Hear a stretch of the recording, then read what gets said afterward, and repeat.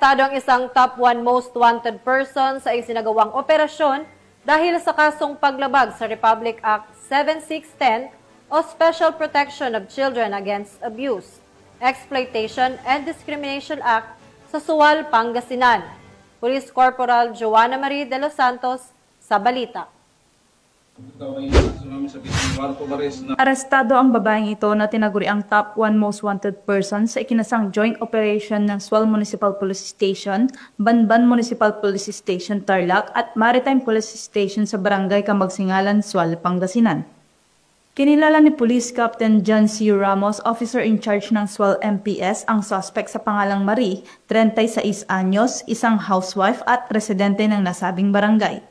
Siya ay inaresto sa bisa ng warrant of arrest na nilagdaan ni Honorable Sara Bacolod Vidania de los Santos, presiding judge ng Regional Trial Court, 3rd Judicial Court, Branch 109, Capas, Tarlac.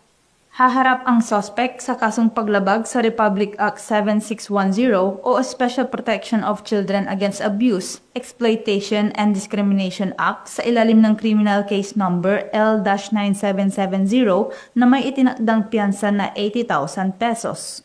Matapos mahuli, agad na isinailalim ang suspect sa physical at medical examination bago tuluyang dalhin sa kustodiya ng Sual MPS para sa tamang disposisyon.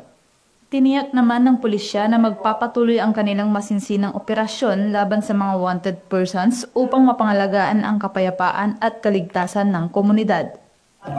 Mula dito sa Ilocos Region, ako ang yung PNN Correspondent, Police Corporal Joanna Marie de los Santos, alagad ng batas, tagataguyod ng balitang pulis.